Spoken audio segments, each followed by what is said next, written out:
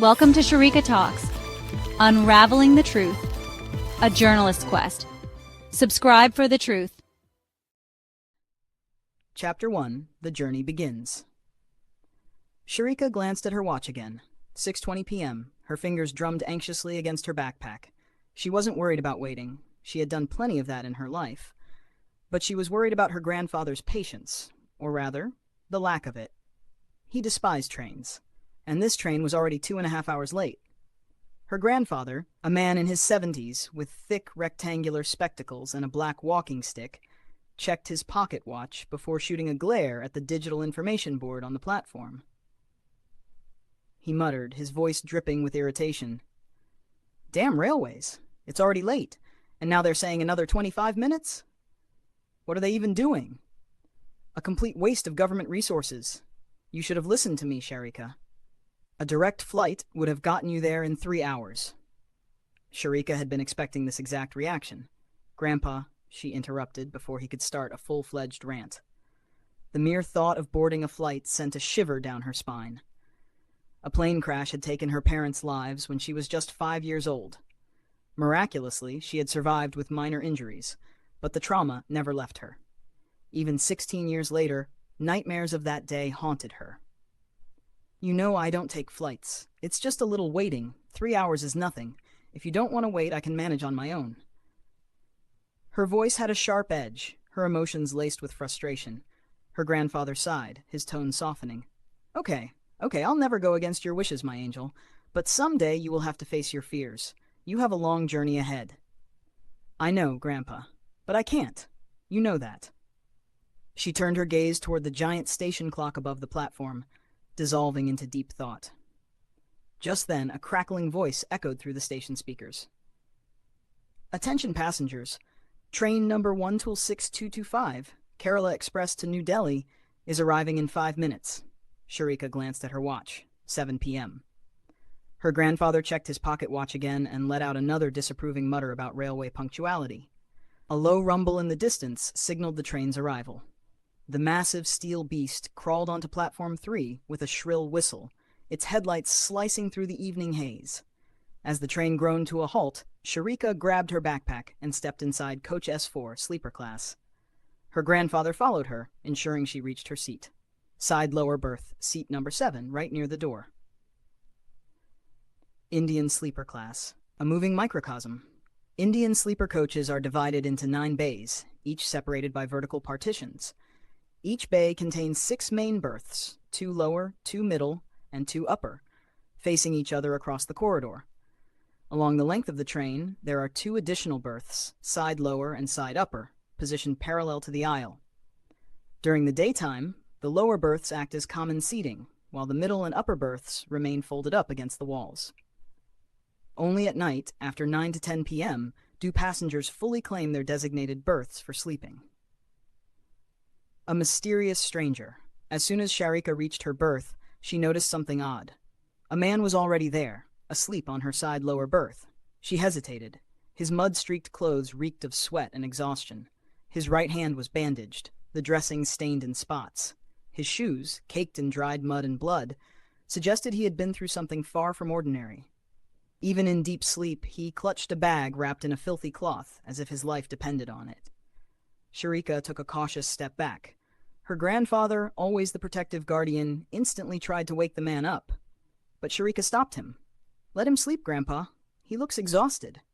"Where will you sleep, then?" he huffed. "This filthy man has already spoiled your seat." Before she could respond, the train let out a long whistle. It was about to depart. "I'll manage. I'll speak to the TTE and sort it out. You should get down now." Her grandfather shot her a worried glance.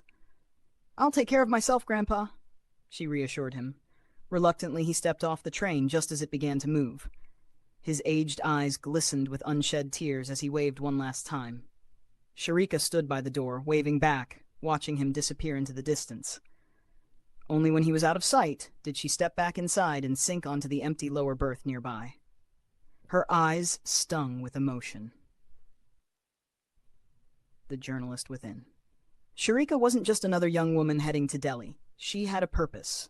She had completed her BA in English Literature from Maharaja's College, Ernakulam, after much convincing.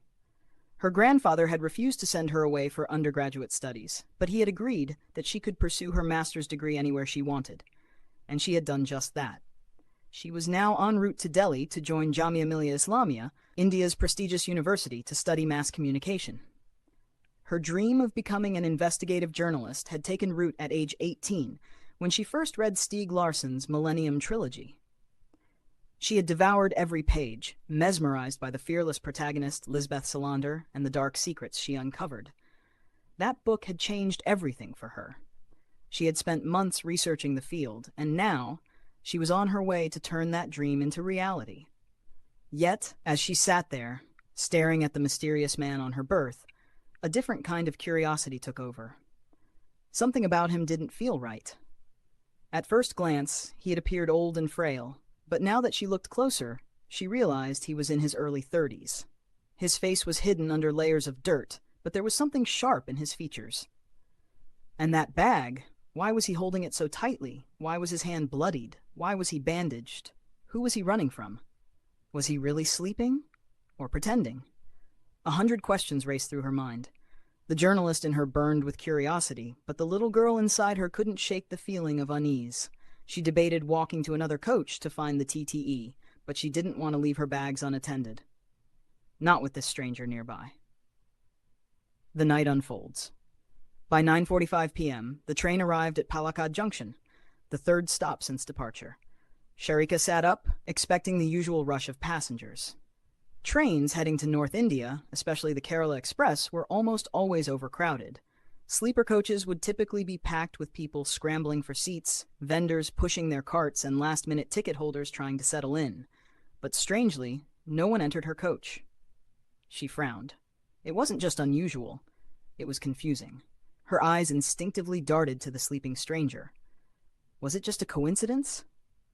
Or was there something else going on? A strange sense of unease crept into her mind, but she brushed it off. She opened her dinner, a home-packed meal from her grandfather, and ate in silence. Sleep clawed at her eyelids. The man hadn't moved an inch. She debated waking him, but what if he got angry? What if he was dangerous? Instead, she decided to sleep on the lower berth she was sitting on. Before lying down, she called her grandfather. His voice was heavy with worry. She reassured him that everything was fine.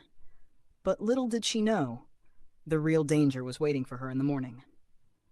Thank you for watching Unraveling the Truth, A Journalist's Quest. Subscribe to stay updated on Sharika's journey. Stay tuned for the next part. Disclaimer.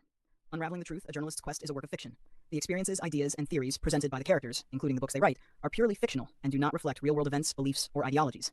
While some incidents and characters may be inspired by real-world scenarios, they are entirely fictionalized for storytelling purposes. The author does not endorse or share the viewpoints expressed by any character in this novel. Any resemblance to actual persons, living or dead, or real events is purely coincidental. Viewer discretion